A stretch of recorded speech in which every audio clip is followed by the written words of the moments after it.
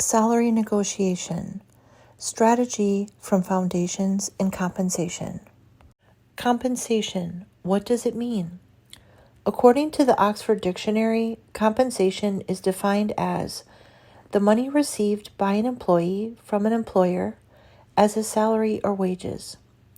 Salary and wages are part of the larger picture called compensation and rewards, which also includes benefits like medical insurance and other services. According to John H. Davis of the North Texas Compensation Association, in his book Statistics for Compensation, he says, "A value exchange is where the company and the employee each give value to the other in exchange for value received in order to achieve their respective self-interests. This notion can be summarized by the phrase, a value exchange." Total compensation. Total compensation is the total amount of cost to the company for an employee.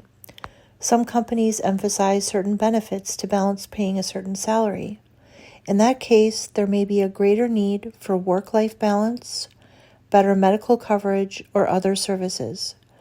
Also, some higher executives are often offered stock options that give them a better position in the company as a stockholder. Compensation packages. Some of the benefits that are most commonly provided within a total compensation package include paid time off, vacation days, sick days, and holidays, profit-sharing distributions, and insurance, both medical and dental.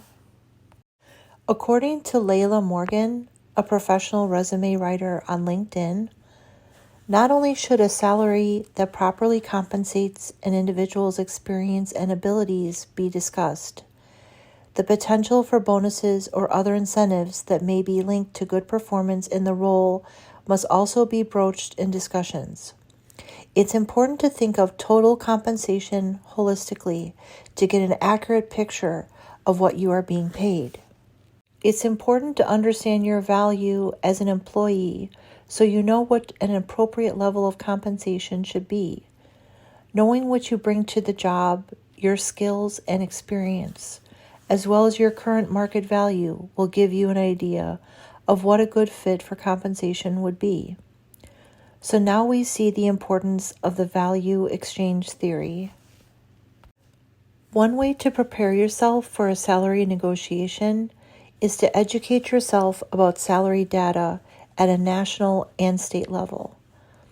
BLVD.gov allows you to search for statistics and make comparisons. Many companies and people don't like to discuss salaries.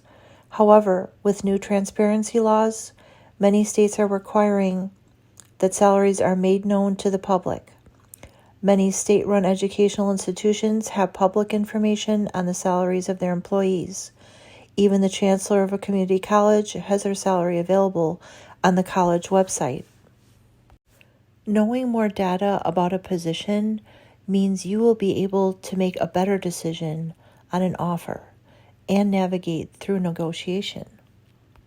Salary negotiation statistics. According to a Handshake survey, many students felt apprehensive about negotiating a salary. Salary matters, but negotiation feels risky. 70% of 2024 graduates would be more likely to apply to a job with a high starting salary. But when it comes to negotiating an offer, this year's seniors are hesitant. Only 24% say they definitely plan to negotiate their salary. The most common reason for not negotiation is fear of an employer rescinding a job offer, closely followed by concern about making a bad impression. Which of the following reasons would you choose not to negotiate your salary? 62% said, don't want to risk losing a job offer. 57% said, don't want to create a bad impression. 43% said, don't know how to negotiate. 41% said, find negotiating stressful. And 30% said, accepting the initial offer is the right thing to do. Strategies for salary negotiation.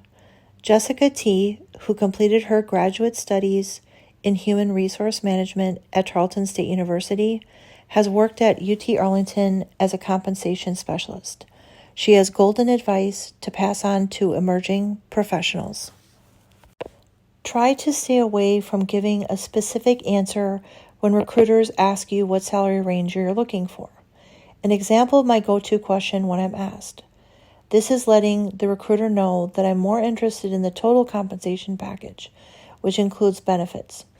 And then you can ask politely about the ranges for the position.